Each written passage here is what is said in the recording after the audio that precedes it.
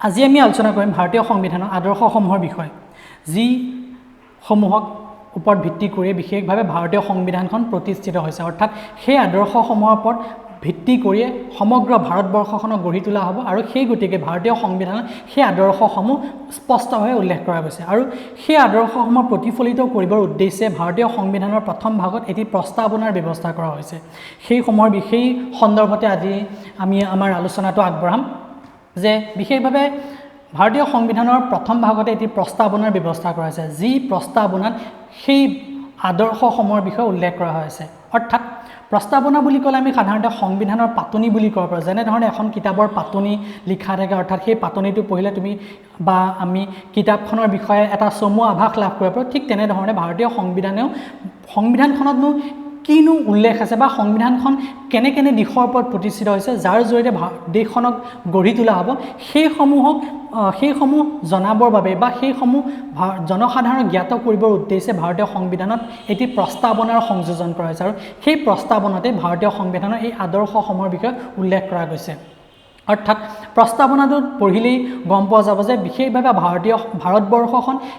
কিহৰ আধাৰত গঠিত হৈছে আৰু ভাৰতবৰ্ষখন কি উদ্দেশ্যত গঢ় দি তোলা যাব বা ভাৰতখনক আমি ভৱিষ্যতে কেনে ৰূপত আমি দেখা পাম সেই কাৰণে এই গোটেই বস্তুখিনিক এটা সম্পূৰ্ণ ৰূপত গঢ়ি তুলিবৰ বাবে এই আদৰ্শসমূহ সন্নিৱিষ্ট কৰা গৈছে সেই গতিকে আৰু তাৰ লগতে আৰু এটা কথা মই আদৰ্শখিনিৰ বিষয়ে আলোচনা কৰিবলৈ যোৱাৰ আগতে ক'ব বিচাৰোঁ যে ভাৰতীয় সংবিধানৰ এই যিসমূহ আদৰ্শ এই আদৰ্শসমূহ ভাৰতবৰ্ষত বাস কৰা নাগৰিকক উদ্দেশ্যি প্ৰস্তুত কৰা গৈছে বা ভাৰতবৰ্ষৰ নাগৰিকক উদ্দেশ্যি এই আদৰ্শসমূহ গ্ৰহণ কৰা গৈছে আৰু সেইকাৰণে ভাৰতবৰ্ষত জনসাধাৰণে সকলো দিশৰে মূল গৰাকী বাবে ভাৰতীয় সংবিধানৰ এই প্ৰস্তাৱনাটো আমি ভাৰতীয় জনসাধাৰণ বুলি ইয়াক আলোচনা কৰা গৈছে অৰ্থাৎ ভাৰতীয় সংবিধানৰ যিটো প্ৰস্তাৱনা সেই প্ৰস্তাৱনাটো আৰম্ভও হৈছে আমি ভাৰতীয় জনসাধাৰণ এই তিনিটা শব্দৰ জৰিয়তে অৰ্থাৎ জনসাধাৰণকে গোটেই দায়িত্বটো অৰ্থাৎ জনসাধাৰণে যে ভাৰতবৰ্ষৰ মূল সৰ্বা তাকে প্ৰতিপন্ন কৰিবলৈকে আমি ভাৰতীয় জনসাধাৰণে বুলিয়ে সংবিধানৰ প্ৰস্তাৱনাটো প্ৰস্তুত কৰা গৈছে আৰু যি প্ৰস্তাৱনাত ভাৰতবৰ্ষৰ সেই আদৰ্শসমূহৰ বিষয়ে উল্লেখ কৰা গৈছে এতিয়া কথাটো হ'ল আমাৰ ভাৰতবৰ্ষৰ সংবিধানৰ এই প্ৰস্তাৱনাত এই যিসমূহ আদৰ্শৰ বিষয়ে উল্লেখ কৰা গৈছে সেই আদৰ্শসমূহনো কি বিশেষভাৱে ভাৰতীয় সংবিধানৰ প্ৰস্তাৱনাত মূলতঃ 5টা প্ৰধান আদৰ্শৰ বিষয়ে উল্লেখ কৰা গৈছে সেই আদৰ্শকেইটা হ'ল সাৰ্বভৌম সমাজবাদী ধৰ্মনিৰপেক্ষ গণতান্ত্ৰিক গণৰাজ্য কেতিয়াবা তোমালোকৰ পৰীক্ষাত আহে যে ভাৰতীয় সংবিধানৰ প্ৰস্তাৱনাত উল্লেখিত আদৰ্শ কেইটা আৰু কি তেতিয়া লিখিব লাগিব যে ভাৰতীয় সংবিধানৰ প্ৰস্তাৱনাত উল্লেখিত আদৰ্শ হ'ল মূল 5টা আৰু এই 5টা আদৰ্শ হ'ল যে সাৰ্বভৌম সমাজবাদী ধৰ্মনিৰপেক্ষ গণতান্ত্ৰিক গণৰাজ্য অৰ্থাৎ এই 5টা আদৰ্শৰ ভিত্তিতে ভাৰতীয় সংবিধানখন প্ৰস্তুত কৰি তোলা গৈছে আৰু তাৰ লগে লগে এইসমূহ 1 মাৰ্কছ বা 2 মাৰ্কছত আহে তাৰ লগে লগে এই যিকেইটা আদৰ্শ এই আদৰ্শকেইটাৰ বিষয়েও চমুটোকা লিখিবলৈ আহে তোমালোকৰ ফাইনেলৰ কাৰণে এই টপিকটো খুবেই ইম্পৰ্টেণ্ট প্ৰতিবাৰে তোমালোকৰ যি ফাইনেল পৰীক্ষা হয় সেই ফাইনেল পৰীক্ষাত এই আদৰ্শসমূহৰ ওপৰত কুৱেশ্যন থাকে হয় 1 মাৰ্কছ নহ'লে 2 মাৰ্কছ নহ'লে 4 মাৰ্কছত থাকে 1 মাৰ্কছ বুলি ক'লে তোমালোকে জানে যে খালি উত্তৰটো সোধে 2 মাৰ্কছ বুলি ক'লে ভাৰতীয় সংবিধানৰ প্ৰস্তাৱনাত কেইটানো আদৰ্শ আছে সেইকেইটাৰ বিষয়ে সোধে তাৰ লগে লগে 4 মাৰ্কছত যদি আহে কোনোবা হয়তো এটা বা দুটা বিশেষকৈ দুটা আদৰ্শৰ বিষয়ে লিখিব আহে তেতিয়া 2+2 কে আহে কুৱেশ্যনটো এতিয়া আমি সেই প্ৰস্তাৱনাত উল্লেখিত এই আদৰ্শসমূহৰ বিষয়ে আমি আলোচনা কৰিব ওলাইছোঁ প্ৰথম আদৰ্শটোৱে হ'ল সাৰ্বভৌম বুলি ক'লে বুজিব লাগিব যে সাৰ্বভৌম হ'ল এখন ৰাষ্ট্ৰৰ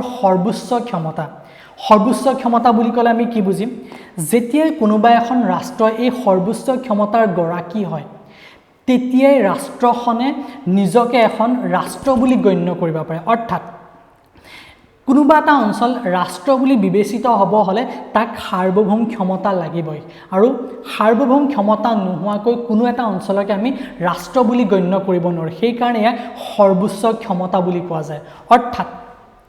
সাৰ্বভৌম ক্ষমতাৰ যেতিয়া গৰাকী হয় কোনোবা এখন ৰাষ্ট্ৰই তেতিয়া বুজিব লাগিব যে সেই ৰাষ্ট্ৰ বা সেই অঞ্চলটো কাৰো তলুতীয়া নহয় অৰ্থাৎ অন্য কোনো ৰাষ্ট্ৰৰ বা অন্য কোনো জাতিৰ বা অন্য কোনো শক্তিৰ তলুতীয়া নহয় সেই অঞ্চলটো বা সেই ৰাষ্ট্ৰখন সম্পূৰ্ণৰূপে স্বাধীন এটা এলেকা তেতিয়াই সেই অঞ্চলটোক সাৰ্বভৌম ক্ষমতা লাভ কৰা বুলি কয়, তেতিয়াই সেই অঞ্চলটো এখন ৰাষ্ট্ৰ বুলি বিবেচিত হয়। গতিকে বুজিব চেষ্টা কৰিবা যে সাৰ্বভৌম বুলি ক'লে আমি সৰ্বোচ্চ ক্ষমতাকে বুজোঁ, আৰু ইয়াৰ মূল অৰ্থটোৱে হ'ল যে সেই অঞ্চলটো বা সেই ৰাষ্ট্ৰখন আনৰ তলতীয়া নহয় বা আনৰ তলৰ পৰা মুক্ত হৈ সি নিজকে এখন স্বাধীন ৰাষ্ট্ৰৰূপে নিজকে প্ৰতিষ্ঠা কৰিব পাৰিছে। গতিকে এইটোৱে হ'ল সাৰ্বভৌম আদৰ্শ। দ্বিতীয় আদৰ্শটো হ'ল সমাজবাদী। সমাজবাদী আদৰ্শ বুলি ক'লে ইয়াৰ বিষয়ে আলোচনা কৰিবলৈ যোৱাৰ আগতে মই ইয়াৰ মূল কথা এটা ক'ব বিচাৰোঁ যে যিটো মুহূৰ্তত ভাৰতীয় সংবিধানত এই প্ৰস্তাৱনাটো সন্নিৱিষ্ট কৰা গৈছিল, তেতিয়াই সেই প্ৰথম ভাগত এই সমাজবাদী শব্দটো সংবিধানৰ প্ৰস্তাৱনাত সন্নিৱিষ্ট কৰা হোৱা নাছিলে। 1976 চনৰ সংবিধানৰ 42তম সংশোধনীৰ জৰিয়তেহে এই সমাজবাদী আদৰ্শ ভাৰতীয় সংবিধানৰ প্ৰস্তাৱনাত সন্নিৱিষ্ট কৰা গৈছিল। মন কৰিবা, তোমালোকে পৰীক্ষাত 1 মাৰ্কছ বা 2 মাৰ্কছৰ কুৱেশ্যন আহে যে সমাজবাদী শব্দটো ভাৰতীয় সংবিধানত কেতিয়া সন্নিৱিষ্ট কৰা গৈছিলে আৰু কোন সংশোধনীৰ জৰিয়তে, তেতিয়াও লিখিব লাগিব যে সমাজবাদী আদৰ্শটো ভাৰতীয় সংবিধানত 1976 চনত আৰু 42তম সংবিধান সংশোধনীৰ জৰিয়তে সন্নিৱিষ্ট কৰা গৈছিল। আৰু ইয়াৰ মূল অৰ্থটো হ'ল সমাজবাদী বুলি কওঁতে ভাৰতীয় সংবিধানখনে ভাৰতবৰ্ষত বাস কৰা প্ৰতিগৰাকী নাগৰিককে সমান সা সুবিধা প্ৰদানৰ ওপৰত গুৰুত্ব প্ৰদান কৰিছে, সেইবাবেই এই আদৰ্শটো গ্ৰহণ কৰিছে। সমান সা সুবিধা বুলি ক'লে ভাৰতবৰ্ষত বাস কৰা প্ৰতিগৰাকী নাগৰিকেই যে দেশখনৰ কাৰণে একোজন প্ৰধান তাকেই ব্যক্ত কৰা গৈছে। অৰ্থাৎ কোনো লোককে আমি কোনো ধৰ্মৰ ভিত্তিতেই হওক বা কোনো শ্ৰেণীৰ ভিত্তিতেই হওক আমি বিভক্ত নকৰোঁ। সকলোৱে যে সমান, সকলোৱে যে দেশখনৰ এজন মূল নাগৰিক, সেই তাকে প্ৰতিপন্ন কৰা গৈছে। আৰু তাৰ লগে লগে সমান সা সুবিধা বুলি কওঁতে প্ৰতিগৰাকী ব্যক্তিয়ে নিজৰ যোগ্যতাৰ দক্ষতাৰ আধাৰত নিজৰ অৰ্থ উপাৰ্জনৰ সুবিধা লাভ কৰিব লাগিব, তাৰ লগতে সমাজৰ এজন বাসিন্দা হিচাপে বাস কৰাৰ সেই সুবিধাটো লাভ কৰিব পাৰিব লাগিব। সেই তাকে কৈছে সমাজবাদ, অৰ্থাৎ সকলোকে সমান সা সুবিধা প্ৰদানৰ বিষয়ে উল্লেখ কৰা গৈছে। গতিকে এইটোৱে হ'ল ভাৰতীয় সংবিধানৰ প্ৰস্তাৱনাত উল্লেখিত দ্বিতীয়টো আদৰ্শ। তৃতীয়তে আহিল ধৰ্মনিৰপেক্ষ। ধৰ্মনিৰপেক্ষ বুলি ক'লে আমি বুজিব লাগিব যে যেতিয়া কোনোবা এখন ৰাষ্ট্ৰই ধৰ্মৰ ক্ষেত্ৰত নিৰপেক্ষতা অৱলম্বন কৰে, তেতিয়াই তেনে ৰাষ্ট্ৰক ধৰ্মনিৰপেক্ষ ৰাষ্ট্ৰ বুলি কোৱা যায়। অৰ্থাৎ ধৰ্মনিৰপেক্ষ বুলি ক'লে আমি কি বুজিম, যেতিয়া ধৰ্মৰ ক্ষেত্ৰত নিৰপেক্ষতা অৱলম্বন কৰা যায়, কোনোবা এটা নিৰ্দিষ্ট ধৰ্মক অগ্ৰাধিকাৰ প্ৰদান কৰি বাকীসমূহ ধৰ্মক দ্বিতীয় বা তৃতীয় স্থান প্ৰদান যেতিয়া কৰা নাযায়, অৰ্থাৎ সকলো ধৰ্মকে যেতিয়া সমান চকুৰে চোৱা যায় বা সমান বুলি বিবেচনা কৰা যায়, তেতিয়াই তেনে এটা অঞ্চল বা তেনে এখন ৰাষ্ট্ৰ ধৰ্মনিৰপেক্ষ ৰাষ্ট্ৰ বুলি বিবেচিত হয়। যেনেধৰণে সমাজবাদী শব্দটো 1976ৰ 42তম সংবিধান সংশোধনীৰ জৰিয়তে সন্নিৱিষ্ট কৰা গৈছিল, ঠিক তেনেধৰণে ধৰ্মনিৰপেক্ষ শব্দটো ভাৰতীয় সংবিধানৰ প্ৰস্তাৱনাত সেই 1976 চনৰ 42তম সংশোধনীৰ জৰিয়তেই সন্নিৱিষ্ট কৰা গৈছিল। অৰ্থাৎ কি বুজিলা যে যেতিয়া সংবিধানৰ প্ৰস্তাৱনাটো উল্লেখ কৰা গৈছিল বা ৰচনা কৰা গৈছিল, তেতিয়া সমাজবাদৰ দৰে ধৰ্মনিৰপেক্ষ শব্দটো পোনপ্ৰথমে নাছিল। পৰৱৰ্তী সময়ছোৱাত 1976ৰ 42তম সংবিধান সংশোধনীৰ জৰিয়তে ইয়াক ভাৰতীয় সংবিধানৰ প্ৰস্তাৱনাত সন্নিৱিষ্ট কৰা গৈছিল। অৰ্থাৎ ভাৰতবৰ্ষত কোনো ধৰ্মকে ৰাষ্ট্ৰীয় ধৰ্ম বুলি স্বীকৃতি প্ৰদান কৰা নাযাব। অৰ্থাৎ ভাৰতবৰ্ষত বাস কৰা প্ৰতিগৰাকী লোকে নিজৰ ধৰ্মৰ ভিত্তিত সমান সা সুবিধা প্ৰদান কৰিব, অৰ্থাৎ সকলো ধৰ্মকে সমান বুলি গণ্য কৰা যাব। সেই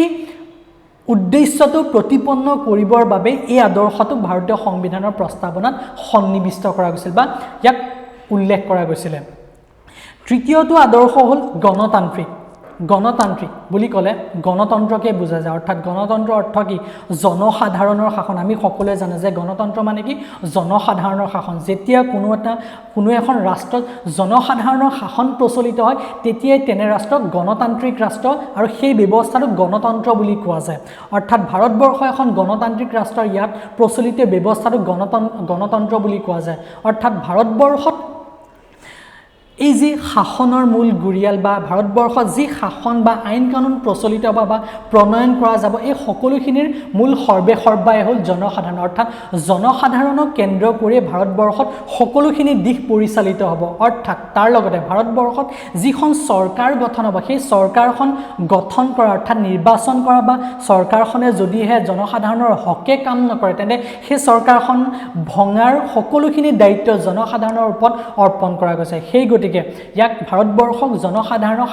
জনসাধাৰণৰ দ্বাৰা শাসিত ৰাষ্ট্ৰ বুলি কোৱা যায় আৰু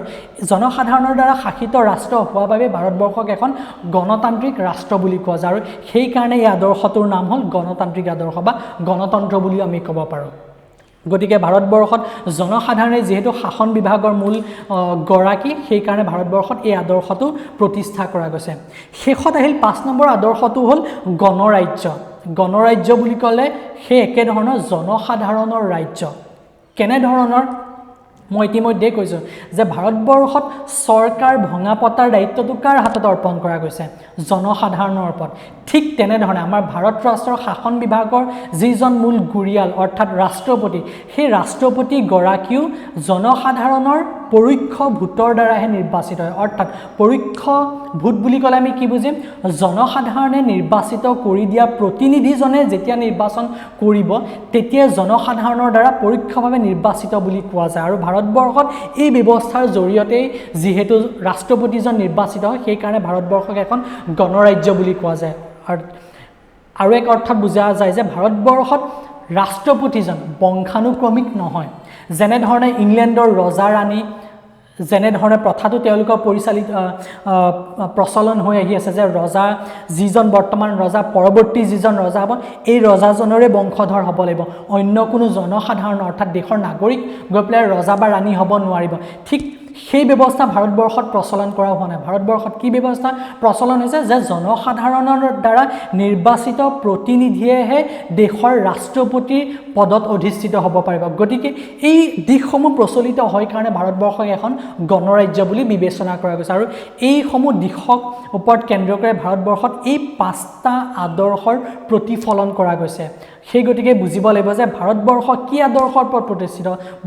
বুলিহে যদি সোধা যায় তেন্তে আমি উল্লেখ কৰিব লাগিব যে ভাৰতবৰ্ষ মূলতঃ এই 5টা আদৰ্শৰ ওপৰত প্ৰতিষ্ঠিত আদৰ্শকেইটা কি সাৰ্বভৌম সমাজবাদী ধৰ্মনিৰপেক্ষ গণতান্ত্ৰিক আৰু গণৰাজ্য এই 5টা আদৰ্শৰ ভিত্তিতে ভাৰতবৰ্ষখন প্ৰতিষ্ঠিত হৈছে আৰু এই 5টা আদৰ্শৰ বিষয় বুজিবলৈকে ভাৰতীয় সংবিধানৰ প্ৰস্তাৱনাতে এই আদৰ্শকেইটাৰ বিষয়ে উল্লেখ কৰা গৈছে সেই অৰ্থাৎ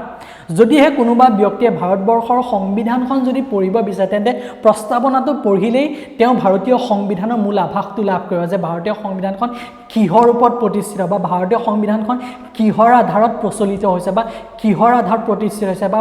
ভাৰতবৰ্ষখন কি আদৰ্শৰ ভিত্তিত গঢ়ি তোলা যাব সেই গোটেইখিনি প্ৰতিফলন কৰিবলৈকে এই আদৰ্শসমূহ ভাৰতীয় সংবিধানৰ সেই প্ৰস্তাৱনাটোত উল্লেখ কৰা গৈছে গতিকে আমাৰ আজিৰ আলোচনাৰ মূল বিষয়খিনি এইটো পৰৱৰ্তী ক্লাছত মই তোমালোকৰ সৈতে ভাৰতীয় সংবিধানখন কি উদ্দেশ্য বা কি প্ৰস্তাৱৰ ভিত্তিত ৰচনা কৰা গৈছিল যিটো নেহেৰুৱে উত্থাপন কৰিছিলে যাক আমি লক্ষ্য নিৰ্ধাৰণমূলক প্ৰস্তাৱ বা উদ্দেশ্য সম্পৰ্কিত প্ৰস্তাৱ যাক ইংলিছত অবজেক্টিভ ৰেজলিউশ্যন বুলি কয় তাৰ বিষয়ে মই আলোচনা কৰিম গতিকে আজিলৈ মই আৰু আলোচনাৰ বিষয় ইয়াতকৈ আগনবঢ়াওঁ তোমালোকে টপিকটো বুজিছা বুলি মই ভাবিছোঁ বা যদিহে কাৰোবাৰ কিবা কুৱেৰি থাকে বা কুৱেশ্যন থাকে মোক পৰৱৰ্তী ক্লাছত সুধিব পাৰা কিন্তু মন কৰিবা এই আদৰ্শকেইটা নপঢ়াকৈ নাথাকিবা তোমালোকৰ ফাইনেলৰ কাৰণে খুবেই ইম্পৰ্টেণ্ট পৰীক্ষাত ইয়াৰ ওপৰত তোমালোকৰ কুৱেশ্যন আহিব গতিকে আলোচনা ইয়াতে সামৰিছোঁ থেংক ইউ